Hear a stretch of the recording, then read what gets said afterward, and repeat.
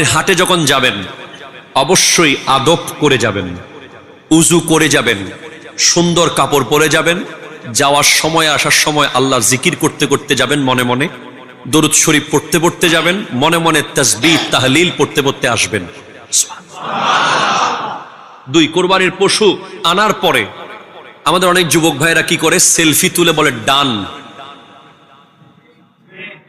আছে না নাই বলেন না? কোরবানি 2024 ডান। এই ডান দেওয়ার দরকার নাই। আপনার কোরবানির পশু লুকিয়ে রাখবেন। জনগণ জিজ্ঞেস করলে সেটা ভিন্ন কথা, তবে কখনো এজন্য জিজ্ঞেস করবেন না ইস ঠকে গেলাম মনে হয়, ইস জিতে গেলাম মনে হয়, একদিন পরে নিলে মনে হয় একটু ভালো পেতাম, একদিন পরে নিলে মনে হয় একটু ভালোই হতো। এইভাবে কোনো মাইন্ডে আনা যাবে? কথা ক্লিয়ার কিনা বলেন না? 3, কোন গরিব মানুষ আপনার আশেপাশে আছে যারা কোরবানি দেওয়ার সামর্থ্য রাখে না, ওদেরকে এমন ভাবে প্রশ্ন করবেন না যাতে সে মনে কষ্ট পায়।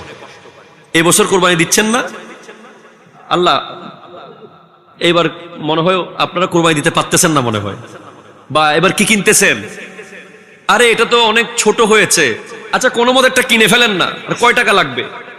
এমন কোন লাইন বলা যাবে না যে ওই মানুষটা যেন কোরবানি করতে পারতেছে না বলে যেন মনে কষ্ট না পায়।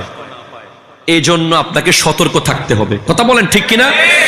যদি আপনার আশেপাশে কোনো গরিব থাকে, আপনি তাকে বলবেন যে আপনাদের গরু এটা, আপনার গরু এটা আপনার, কি বলবেন বুঝতে পারেন নাই? ওকে এমন ভাবে ডাকবেন কোরবানির সময়, মসজিদে যাওয়ার সময়, যাতে ওনার মনেই না হয় যে উনি কোরবানির গরু কিনে নাই। আপনারটার সাথে সে এমন ভাবে জড়িয়ে রাখবেন থাকে যেন উনি মনে করে যে এই গরুটা ওনার।